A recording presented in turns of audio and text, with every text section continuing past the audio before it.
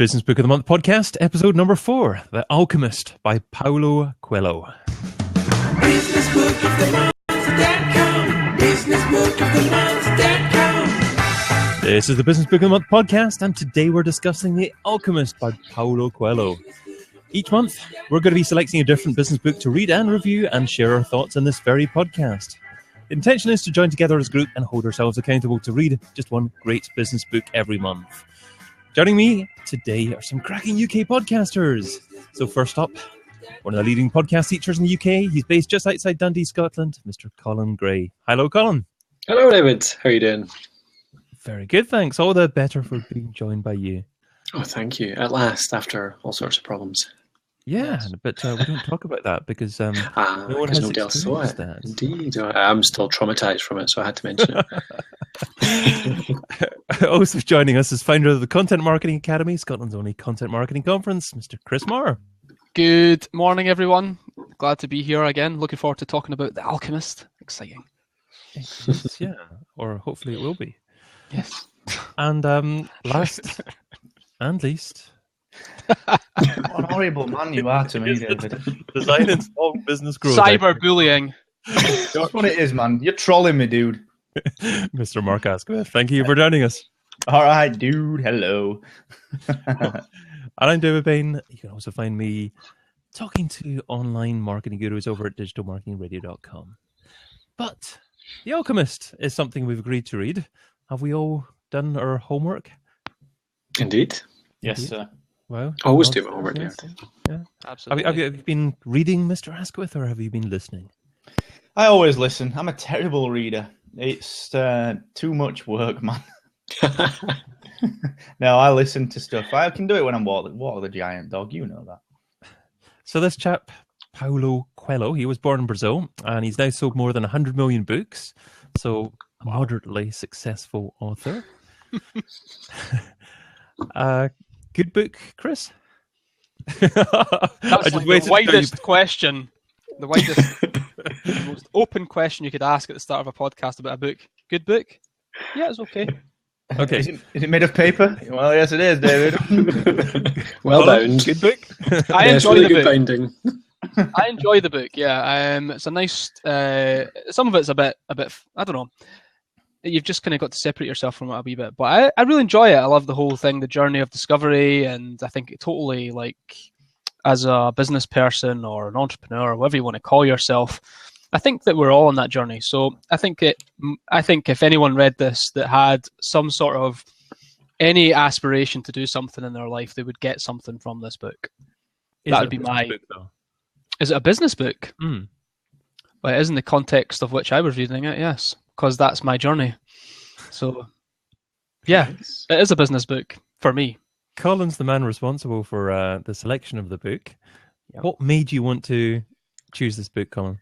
I chose it because I think I heard about it the first time maybe 3 or 4 years ago, so it was ages ago now, and I'd been meaning to read it for quite a long time. And in that last episode, we were talking about Ask, and at the end of it, you were just like, "Oh, what book do you want to read?"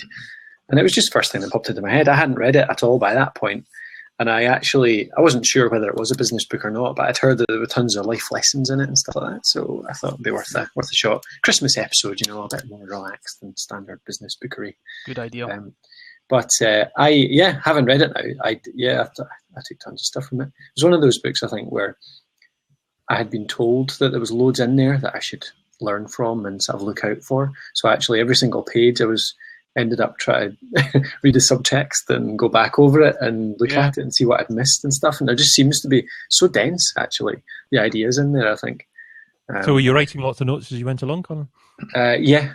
Well, not notes, but I was, a little bit, actually. I don't often write notes. I was highlighting. I was on my Kindle, so I highlight passages quite a lot. Right. But I enjoyed that a lot. And Mark, did you, I remember the last book you were listening to, Mark, I think you were struggling to get through it right to the end. Is this a book that once you press play, it was easy to listen to and quite enjoyable to listen to? Well, the last book was more of a size thing. That was a big old book, and that took a lot of dog walking. The dog was chuffed to bits, but I was really annoyed by it. This one was just nice. It was disarmingly simple. as well. Disarmingly simple. Yeah. Which I thought was kind of nice about it. You could, you don't need to be in any specific mood to read it. I found, with the $100 startup and Ask and whatever the first one was, that was each one of them. You had to be in the mindset to actually read a business book. This one, you just switch it on and get what you want from it. I think that's the beauty of the book. You just get what you want from it. I think that is the case with this particular book. Is what I felt myself personally.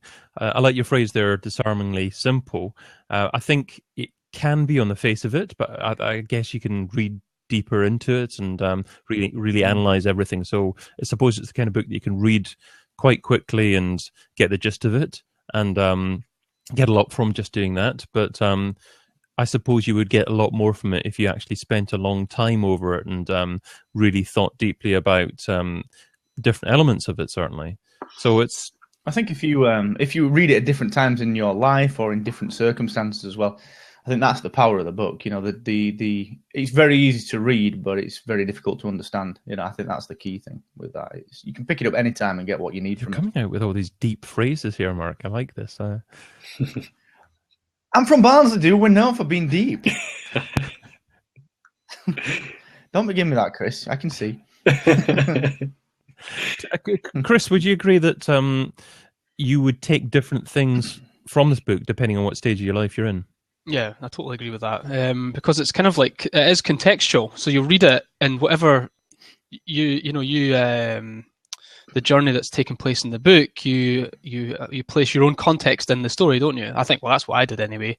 I read the book over a year ago when I was on my honeymoon. I was on holiday mode, I was on shutdown mode, and I don't think the book had as much impact on me as it did this time reading it, where I was more kind of like much more in business focused planning mode. In fact, thinking about next year and the goal setting and all that kind of stuff. And it was like, all this kind of stuff was wrapped up in when I was reading it this time. So it was a little bit different context for me this time round, so yeah, I totally agree with what Mark said there, that you could read it at different periods. I think it's one of those books that's never going to age. You'll read it today, you maybe read it in a couple of years' time again. And I think it just give you that, well, that's the one big thing I got from it was like you have to believe that your dream can come true, And I think that sometimes you need that. You need that to get a little bit more confidence in yourself or whatever it is. And I think that there'd be a good time in your life to know when to pick this book up, I think, and read it. So is it a motivational book then? You're really trying to put this in a box, aren't you? I think there's. I think most books I read give me some sort of motivation to do something, to change something. So it's a motivational book, an aspirational book, a personal development book. It's a journey of personal discovery, isn't it? So it's all of those things. I mean, it's like a knife, David. It's what you need it to be when you need it to be. You know what I mean? It's a weapon, or it's a tool, or it's screwdriver. That would be a wonderful image tweet from you, Mark. Can I use that? Mark Asquith, with a knife. Yeah. I mean, it's not a long book. I didn't struggle to read it all, but I think I've been very busy over the last couple of weeks or so. So I think personally, I had to be in a frame of mind where I was a little bit more relaxed and just thinking about the actual story, the meaning behind what was being said, to get more out of the book. I think if you absolutely rush through it and you just need to just reach the end of it, then I suppose it's not going to be as valuable to you as if you take a bit of time over it. Yeah, I agree with that. Yeah, I suppose that's what I was saying. There was just kind of every page that I read, I felt like I could have got more out of it. So I ended up going back over a few of them just to, I don't know, there's just so much in there. Yeah, I think you go back and read this book, though. This is one of those ones you're going to go back and read again. There definitely is. I've got a couple of books like that. You just pick them up. They stay on the shelf for a couple of years. You grab it, you pick it up, you read some of it, and it's just one of those ones, I think. That's one of those books, I think. Yeah, I highlighted something on pretty much every page, I have to say. Like, I only tend to highlight stuff that I really think would be useful to go back and look at. Highlights the whole book. Yeah, pretty much. There was tons of stuff in there. It was cool.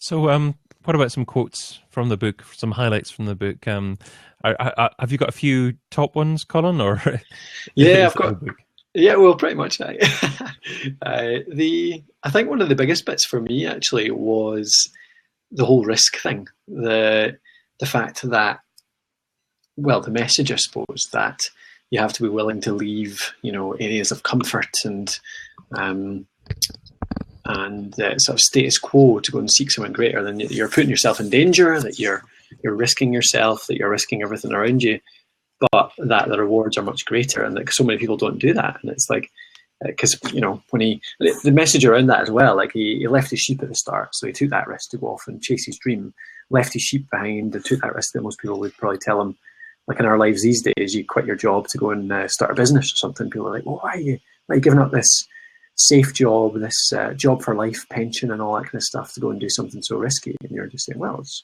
kind of what I dream about doing. And the whole message around it, that as well, that he talks at some points that he could always go back to. He could always go back to being a shepherd. He's always got those skills. That's always there. So it's not actually that much of a risk. It's not hard to get your resources back. He can just work for, I think was it in the book, he worked for like 6 months and he made enough money to buy twice his flock back or something like that. So it's the message that it's not that much of a risk, because you've still got who you are, you've still got your resources, your skills. You can always go back and get that without that much effort. So what's the worst that can happen? Mm-hmm. The other thing as well, the first risk he took really was to become a shepherd, wasn't it? Oh yeah, because it was outside of what he was expected to do as a beast, wasn't it? Exactly. So from the very start, he kind of takes a risk and becomes the shepherd. Mm-hmm. One of the quotes in relation to that actually that jumps out for me is, "What's the world's greatest lie?" the boy asked, and the old man responds, "It's at a certain point in our lives we lose control over what's happening to us, and our lives become controlled by fate." Right. So I think everyone, reaches a stage in their life where they think they've got certain responsibilities, and maybe they can't afford the risk to jump out and do something that they've always wanted to do. But I guess that's not really the case, and it's these mental barriers that we put in front of ourselves sometimes. Yeah, yeah. What is it that makes you more risk averse as you get older? Is it that you think that other people are relying on you so that you can't do it? But then I'm sure people that don't have families still have the same issue. It's the age thing, Colin, I think. If you imagine now, just go get up a tree. Seriously. Go get up a tree and you'll be scared to death. Yeah. And think about it when you're 10 years old. You just don't understand the impact of the fall. Yeah. That's the big So it's the experience of having been hurt. Yeah. No, I think it's that the knowledge of the impact of the fall. I think it's that if I fall, when you're younger, up to a point, you don't really care what, as crazy as this might sound, whatever you measure yourself by, whether it's what people think of you or what you have or whatever it is. When you get older, there's so many more perceptions to deal with. There's the perception of, wow, look at that, he's gone and done that. That's a bit risky. But you've got to deal with all this other life noise as well, and that's a thing. Yeah, I'm going to throw something else in the mix here on this one, right? Because I think you're totally right. I think that I look at some of the people in my life and the people that I know who've got the kids. They're quite young, and they've probably got aspirations to be something else, to become someone else, or to fulfill their life dream or whatever it might be. But so I'm thinking less from the being hurt aspect, that the aspiration isn't strong enough, right? That they haven't got the desire. The desire just isn't strong enough to make the move. So there's always risk, right? It doesn't matter who you are, what you do, the move you make, you're going to have, you fall down, you hurt yourself, you pick yourself back up again. But for some people, I think that they spend a lot of time, I think this might even be in the book, I can't really remember, they spend a lot of time wishing to be something and not enough time actually, or not enough focus on really the determination or what's required to make that aspiration become a reality. That's just not, that light isn't strong enough, if you know what I mean, to really pull them forward. So if they've got both, like what you're saying is like they're scared or afraid of hurting themselves or going broke or losing their home or offending for their children or whatever it might be, and the aspiration just not being strong enough to actually make them want to put things in place to achieve that, to go on that personal journey. I think it's that insurmountable destination as well, that whole you got to get to the top of the mountain with one Superman-like jump, and that becomes really scary, and it's really difficult to do that. Yeah. And when you look at the themes throughout this book, actually, the journey to the pyramids is not a journey to the pyramids. It's the journey home. Yeah. So it's all about. I think it's about that breaking it down. And when I know people just like you do, Chris, where you think, you know what? If you just put some stepping stones in that river, you're going to get to the other side. You don't have to swim it. That's a really good point, because in the book, and you're totally spot on about the journey back home again as well, is that actually by going on the journey, he learned a shitload of stuff about himself and life and everything. And if he had never done that, and he knew the treasure was where it was, he would never have done any of that, and he wouldn't be a better person. He wouldn't have grown as a person because of it. So it's the fact that he fell down, had the experiences, learned, got beaten up, got his money stolen, sold his stuff to take the risk to go. All of that is the development of his person to become a better person, the person he needs to be to actually have that treasure at the final piece anyway. It is that whole destination is not, that's not what we seek out. It's the journey that we seek, and that's the important thing. Totally. That's the complete overarching theme of the story. I mean, there's so many different themes within it, but that for me was the big, okay, that's the obvious. No, I get that, totally. Yep. I mean, one thing also reminds me of is Stephen Covey's circle of concern versus circle of influence, and that so many people, have this circle of influence that they are in a position to actually change these things. But what they need to do is expand that into the circle of concern where they're a bit more uncomfortable to actually get involved in. But if they actually push out and make themselves do something which makes them feel a little bit more uncomfortable, then their circle of influence will grow so much more. And that's probably the heart of this, what we're discussing here. That's interesting. I haven't heard that before, David.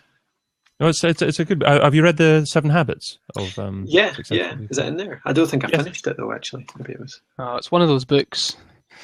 Yeah, it's quite hard.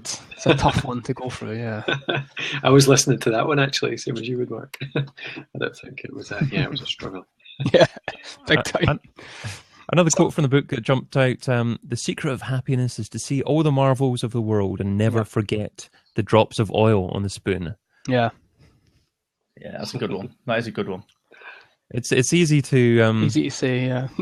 well, it's easy to say, but it's easy to have that long vision, isn't it? And enjoy everything along the way, and appreciate everything along the way as well, and focus on those small steps, I guess.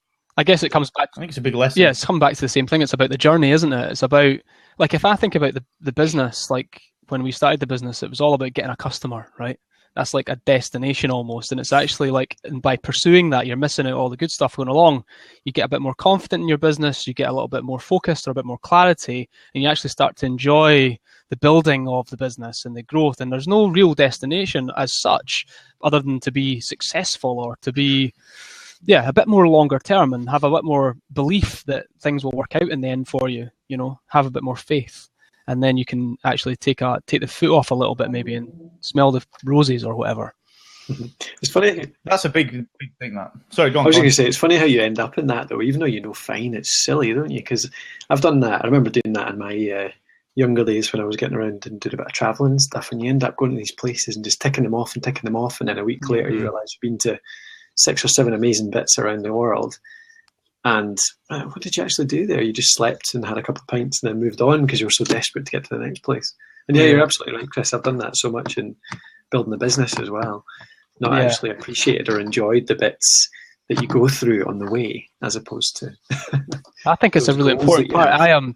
I am really bad at it. I'll just like, right, next thing, let's go. Conference is done, right? The conference is done. Like, let's go back to work on Monday. Let's keep trucking on. And next year, like, one of the big things I want to do is have a really successful conference, because it's our biggest thing, right? Big conference, sell it out, and we're all going to go on holiday for a couple of weeks, and that's it. Business closes, and we go and celebrate the fact that we just achieved something big. Yeah. Because you just don't do it. You're just so focused on like the next thing, and it's the wrong thing to do entirely. You want to take time to experience it. I think that's almost related to what I think it was you, Mark, said before as well about the status in other people's eyes, and that's a big part of this book as well, isn't it? I'm sure there was a quote I wrote down about that. The whole, you end up valuing the things that others value, and you lose sight of what you love yourself. And I think in the book there was a quote around what you forget is, or it really struck home with me, that what you should really love, if you don't pay attention to what anybody else is saying or doing or what they think of you, then it always comes down to being able to do what you want to do at any given time. And when you're a kid, like you're a 3-year-old, like you said, you just do whatever you like because you don't care. Yeah. You climb trees and you play with Lego and stuff. You don't think about the other people around you. But us rushing between these status things, it's kind of because we don't want to be seen to be standing still, I think, sometimes.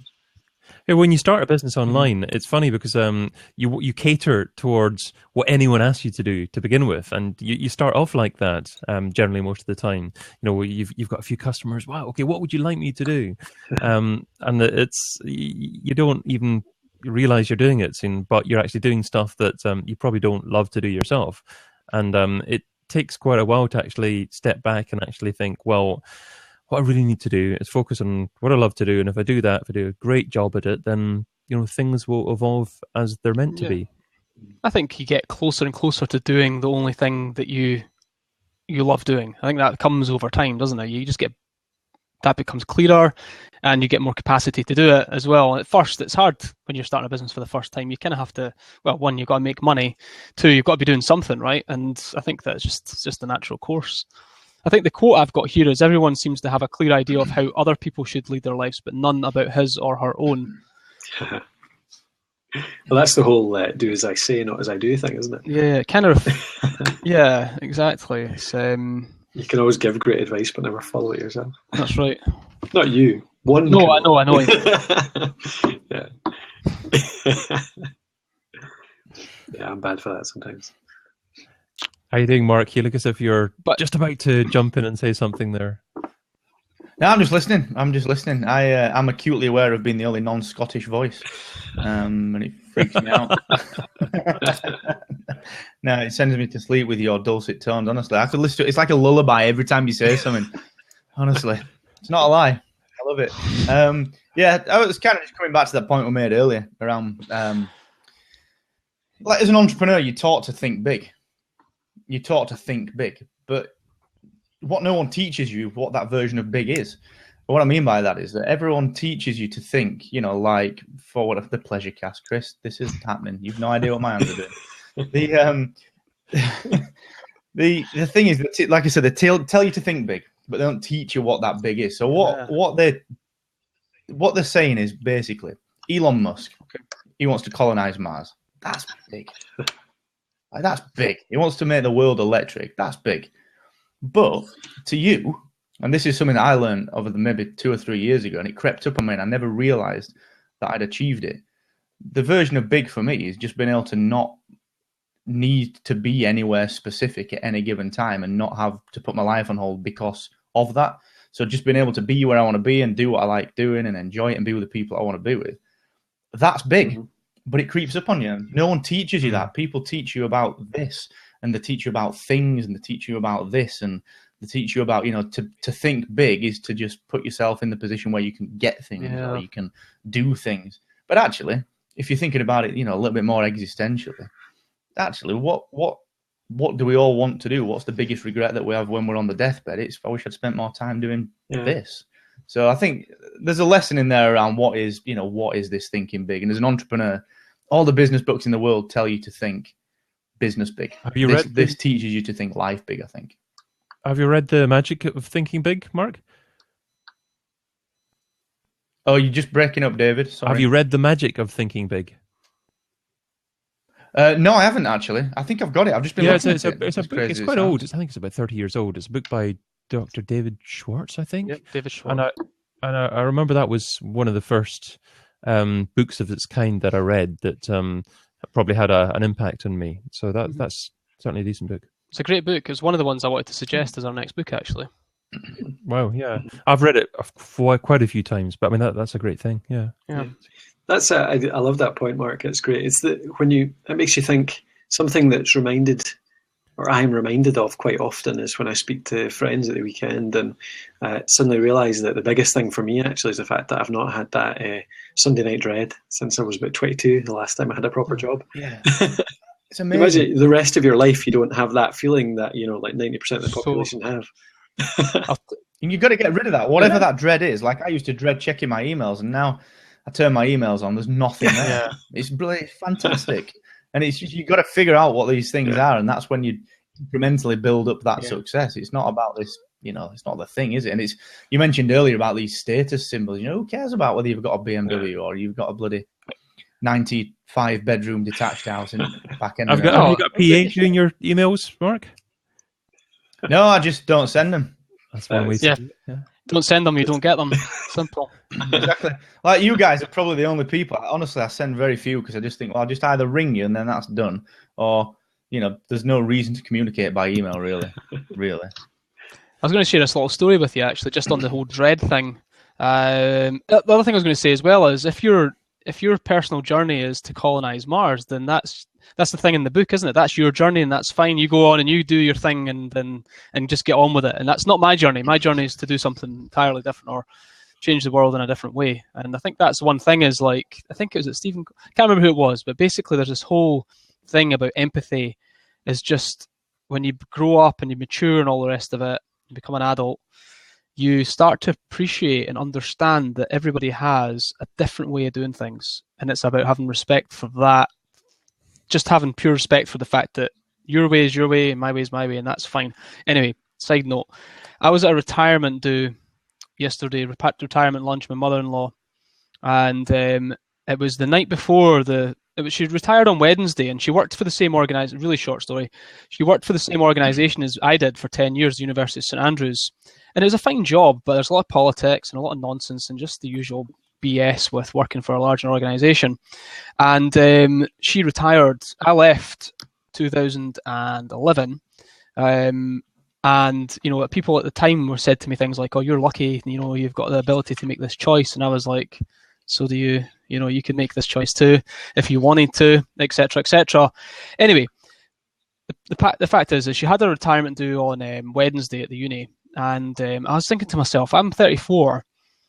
That's 34 years working for an organisation to retire at the end of it, 68, and that whole notion sounds so painful that I would never want to experience that, And I'm not saying, and I said to Andrew, I said, I don't want a retirement party. I don't want to have had retired, like it's the end of my work or whatever. Even if I decide to not work anymore from 40 years old, whatever. Don't want to actually officially sort of like say I'm done, if you know what I mean. And the whole book thing about your journey, and it's like, why does it have to come to an end? Anyway, it's something that's in my head at the moment. It's a good point. One of the guys that I work with, one of the co-founders of Hacksaw, really, really good friend and mentor, Don. He's 68 and he's on it. He is on it. He has got the same mindset as you. He's completely just an avid learner, a complete, aficionado for everything. He loves everything. He's just learning. No reason to stop doing it. Yeah. And it's not work. And it's a lifestyle for him. It's a life. And I often say this to people. You see people. I get it all the time from. I might go like when we went to Podcast Movement, Colin, and we went to Podcast Movement this year, and it was the guys. Local guys will be saying, "Oh, you're so bloody lucky. You get to do all that." That's not lucky, dude. That's kind of a decision. Yeah. And I've made these decisions to get to this, and it's kind of bizarre because if you think about the in the book, Back to the Alchemist, think about the guys at the end that beat him up. It's basically the mugging at the end. That's the haters right there, isn't it? And those guys chose not to follow their own personal path, their own personal legend, but they're the guys that are trying to take it from the person. It's interesting you say the word decision, Mark, because decision originally means to cut off from. So that's kind of what's happening there. You're choosing not to do something, because you're valuing something else to be more important. And a lot of people are too scared to actually make choices. So it means that they do what anyone else actually ends up, pushing them into almost. So, yeah. And you live a life by checklist as well. You live a life by checklist. I get to 30, I've got to have bought a house. Okay. I get to 34, 35. Okay, I should have probably been married by this point, and I've got to have had kids, and I've got to have a particular kind of car, and I've got to have this kind of stuff, and I've got to go to these places. And people end up living this checklist life. And then what tends to happen is that they get to 45 or 50, and the people that don't make those decisions tend to very often only then realize that they've matured enough that, they understand that what was the big risk, what was the problem, what was the harm in trying that. That's when you get the midlife crisis. That's when you get X, Y, Z, because people think, "Holy, really? Wait a minute, I know how to do this." So it's a difficult thing. I think there's a whole discussion around that entirely, but I think that's a big lesson from the book is you can, follow your own path and, try not to look over the fence at people. That's another big one. The whole choices thing is really interesting to me. Like people who, like I've been there before, it's making a decision is like you just making a decision, whether it be yes or no or whatever, it's fine. People who don't make a decision are making a decision. They're deciding not to decide. Yeah, absolutely. And that's a big, big problem because you just don't do anything at that point, do you? You're like stuck in this just this empty space doing nothing. But yeah, I think that's a totally valid point. That the whole every blessing ignored becomes a curse. That's another quote. Okay. And it's amazing, to think about it, because every opportunity that kind of presents itself to you, unless you actually seriously consider it and decide not to do it, then it may come back to haunt you as to, why didn't I actually do that when I had the opportunity to do it? Mm-hmm. Yeah, But there's also that consideration as well. We think about the book, a massive theme throughout the entire book is this theme of omens. And if you're confident, I did a Periscope on this and I didn't realize it was about this until about a second and a half ago, but it was around how I generally make decisions in business. Like I often feel, and I often felt, and when I was younger, certainly, that I made decisions too quickly and too rashly. And actually, I don't think I do. And I've realized this. Actually, I understand where I want to be, and I understand that there's a linking path that's going to get me there. So all I do is simply just make the decision that if I do this, will it get me one step closer to this? If the answer is no, then it's a dead simple no, then off you go. That's making quick decisions is a whole lot better than making, very slow decisions. Yeah, definitely. And that consideration becomes, that can just completely cripple you if you're not careful. Really deeply weighing up all of the options. Because at the end of the day as well, there are so many things that you can't control, so many outside factors that you just got to dive in a lot of the time and just take. There's a quote in the book here. It's like, and I'm pretty sure this is relevant. There's only one way to learn, the Alchemist answered. It's through action. Everything you need to know, you have learned through your journey. You need to learn only one thing more. Yeah, so it's that step, just continue to learn. And you learn the most through actually doing the thing, actually making that step, don't you? I think a lot of people, this is something that's on my mind a lot, and it must be from this book that this has all been triggered by, because I can't think of anything else, but a lot of people are obsessed with learning, right? Learning's great. Learning's brilliant. I love learning, reading books and all the rest of it, but there's a level where there's like no action at all, only learning. And it's like, that's a dangerous place to be as well. That's like someone said to me, I'm overwhelmed by, marketing messages and courses and tactics and all the X, Y, Z. And it's like, look, just stop. Do one thing now. Ignore everything. Stop reading books. Stop listening to podcasts. Do some effing work and just get the thing done and stop it, because it's never you're going to continue to lose that focus all the time because you're not doing anything. You're just learning too much. And in most cases, I totally believe this, that most people know enough to make the next step. It's like they're waiting for permission, or, I don't know, the right time, which will never come, or they're waiting. The word waiting actually irritates me generally, but waiting, for something. It's different personality types. Certain personality types, are very focused on thinking that everything needs to be perfect before doing it.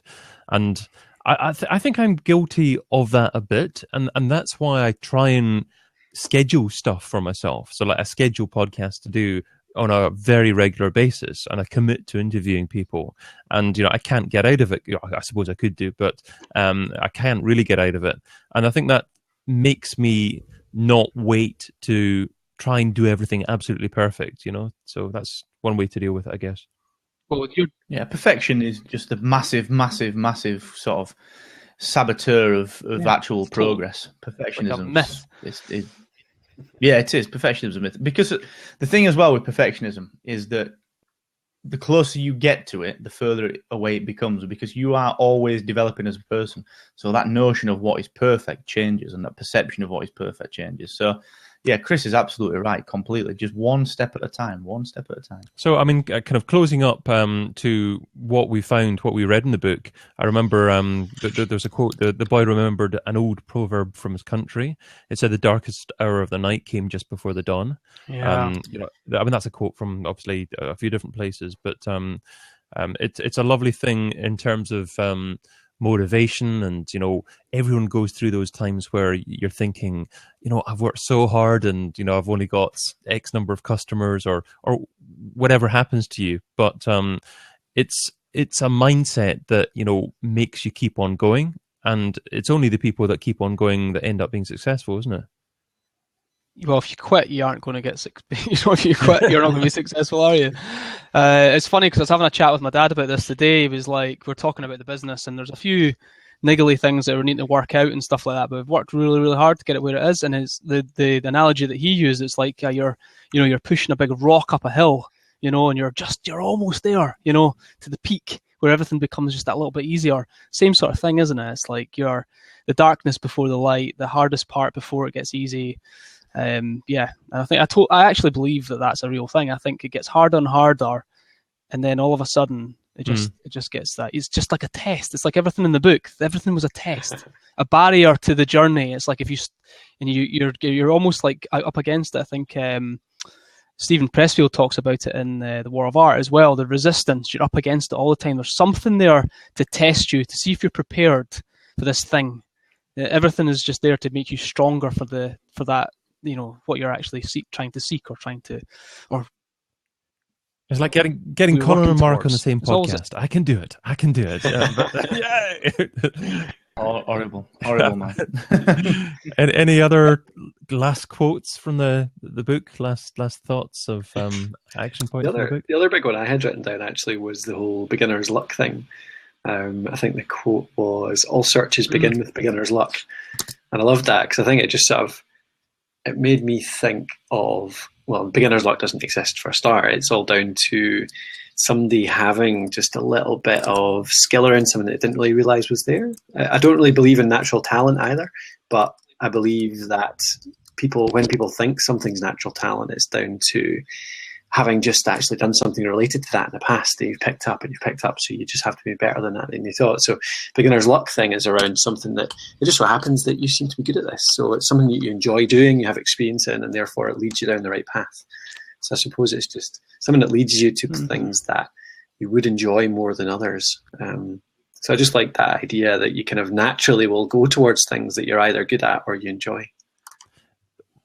That was a good point. And one of the other big themes that came out, because I know we're running short on time, aren't we? But one of the other big things that came out for me was that whole, if a man wants something bad enough, then the universe conspires to help him. And that was a big theme for me. That kind of stems to something that and I'm sure we're all in the same boat with this one, but that whole open mind attracts opportunity notion, insofar as that all you've got to be is open to things around you and just explore the things that you'd normally not explore, and that's when you create the opportunity. And you know that thematically, that's where the universe appears to be conspiring to help you. You know, so why are all these things going in my favor?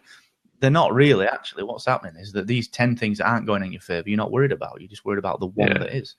So I think that's a big thing, especially for people that are entrepreneurial. You know, if you just open your mind to the conversations, to the things around you, things happen, and man, they surprise you. That really, really made me think of that quote, William Hutchinson Murray, I think it is. You know, the whole until you commit to something, that when you do commit to it, there's all other things. Providence moves to help you, and it's a massive big quote that I've read before. But it's just something around boldness has genius and power, and I just love that quote. It's one of my favourites, but it's always too long to actually remember and say. Anything not so good about the book, Mark? Well, I got Jeremy Irons reading it to me. And he's Alfred in the new Batman film. So I was just over the moon with the whole thing. So that's me done. What didn't I like about it? So reading mine. Sorry? I listened to it as well. Yeah, Was it Jeremy Jeremy? Irons. Was Oh, it? yeah. I didn't even realise. He's good. Hasn't the world seen enough darkness? Well, no. Yeah. Yeah, that's the guy. Oh, You listen to it again now. That's the book for next time, boys. We're going to listen to it again. probably because I had it on 1.5 speed, maybe. I didn't realise. You've missed his dulcet. Wait a minute, you can do that. Yeah, 1.5 times. Okay, Colin, anything bad about the book at all? I don't think there is. I can't say anything bad about a book that's that short. I love anything. Brevity is a massive thing for me right now. If somebody can say something really good in a short amount of pages, I'm not going to complain about anything. And it was just so short. It was great. Yeah. I think the only thing for me is you've just got to open your mind. Like when you read a book like this, you've got to be able to be open to maybe reading something that you're not familiar with before. You know, I was talking the sun and the sand and the wind all talking together, that sort of stuff. You need to be just a little bit open-minded, I think, to take this in. And it's not a bad thing. It's not a bad thing at all. I can't pinpoint anything that I specifically didn't like about it, but I just don't feel I absolutely loved it. But maybe that just comes from not relaxing and just reading it and just taking my time over it. So perhaps I'll have to do that someday. I reckon it's time to score the book. So I've got to give it a score out of 10 here. So should we start out with Mr. Asquith? Well, it's a difficult one, this. If you look at the book like this in a box, it's going to get, what, a 7, 8 out of 10? But for me, I know that I will read this and it will help me every single time. So I'm actually going to give it a 9.5 because I think you will get something out of it any time that you want to get something out of it. So I think it's one of those, like Chris mentioned, it's one of those forever books, and it's one of those that you'll just keep coming back. It's a textbook. It's a life story. Reference. Yeah. It's a parable, isn't it? So yeah, I think I'm going to give it a 9.5. Colin, what will you give it? I think you're right, Mark. I think it's a funny one to describe, but I think I would. It's funny when you ask me that about what I didn't like about it, David, because I think it's not perfect by any means. It didn't drag me through exactly, but every single page that I read, I took something from it. So, I'm going to go for a 8.5. I'll take your half lead, Mark. It's definitely not an 8, but I'm not sure it's a 9. And Chris, you've got the look about you as if it's a 9. Yeah, it's a 9, definitely. I've read it twice now, and each time is something different context. I think I totally agree with what Mark said as well, that you read this again like a year time or in your different mindset or in a different place, and I think you're going to get something different from it. I think it is one of the ones you want to be picking up every now and again as you're on your journey, is to get you through that, because you're always going to come up against something, a barrier or some challenge or whatever, and you're going to need a little bit more faith at some point to do it. And I think this is the book that would give it to you. Just for me, as I was reading it, because it wasn't a complete page turner and I didn't love every minute of it, I'm going to give it an 8. I think it was an excellent book. I didn't, while I was reading it, feel that it was very original. I thought it was a great story on top of principles that I felt I knew already. But maybe I'm being harsh on it. I reckon I'll probably have to give it an 8 for now, then maybe revisit it and perhaps increase it in the future. Yeah. An 8's pretty good, I would say. Well, just time to choose the book for next month. So I didn't mention this to you guys beforehand, so I'm sure you've got a book in the top of your head in terms of what you fancy reading next. But you can just think about it for a second. I'll suggest one first, actually, and that's I'm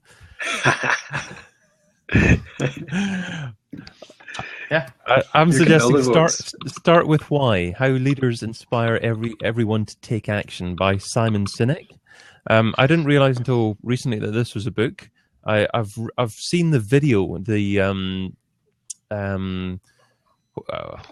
video is it? The TED Talk. That's what it is, of course. Yeah. So I've seen that. Yes. How great exactly. I think that's probably one of the best TED Talks there is. And Yeah, I It's a didn't good realize it was a book, so I really want to read the book. So, why great leaders inspire everyone to take action. Start with why. Yeah, that's. And you're going for what? Batman? Are you, Mark? That was Brightest Day, one of the finest Green Lantern tales ever told, actually, David. I think I'm going to go for Blink by Malcolm Gladwell, because I've wanted to read it for a long time. It's a good book. And that's about as far as I've got with that. I might vote for that just because I've read it and then I don't have to worry about over Christmas time reading. Well, I'm changing my answer. If we're going to be doing it, I want us to be all struggling. Okay, and Colin, what were you going for? I'll go for something that it's not a cheat because I haven't started it yet, but I have just bought it, which is Steal the Show by Michael Port. So I'm trying to, one of my goals for next year is to get a lot better at speaking, presenting, performing actually as well. And he's one of the speaking coaches that he's an ex-actor, teaches a lot about performance as opposed to just, creating a good slide deck or whatever. So Steal the Show by Michael Port. And Chris? Good one. I'm going to go for Legacy by James Carr. This is a book about the All Blacks, about business and life, and it's supposed to be a really, really good book. It came highly recommended from someone. In fact, someone gifted it to me and sent it to me last week, and I promised that I would read it over the Christmas period anyway. So it looks pretty good. It looks like a great book. So we've got Legacy. Leadership. It's a leadership book, Carol basically. and Martin watching live at the moment. So if you guys can give us some props, and first one to 100 props, that's whose book it is. There we go. David, straight away. That was easy. I need to read that one anyway, actually, David. I think that was a good one. Okay, great. Okay, well, What book was it, David? Start with Why by Simon Sinek. I'll send you a link. Oh, yeah. Okay, so let's just finish off with reminding our listeners who you all are. So starting with Mark. Yeah, happy Christmas, everyone. Oh, this is evergreen content. You're not supposed to do that, are you? Tut. Well, happy Christmas, everyone. Mark Asquith at Mr. Asquith on Twitter, and do a quick Google search for Excellence Expected for some small business goodies. And Mr. Colin Gray. Yeah, Colin Gray from thepodcasthost.com, and you can get me on Twitter at thepodcasthost. And also with us today was Chris Marr. Hi, thanks for the call, guys. Really enjoyed it. Chris Marr at ChrisMarr101 on Twitter. You can check me out at contentmarketingacademy.co.uk. So if you're listening to this show as a replay, join us live next time. Next show is going to be at 8 o'clock GMT, 25th of January. So that's a Monday evening there. So that's 3 p.m. EST, I think. And I'm David Bain. You can also listen to my interviews over at digitalmarketingradio.com. And thank you very much, dear listener, for joining us as well. So that all is just about takes us to the end. That's just about all for this week's episode. Remember to sign up and receive email alerts for the next live show and future book announcements at businessbookofthemonth.com.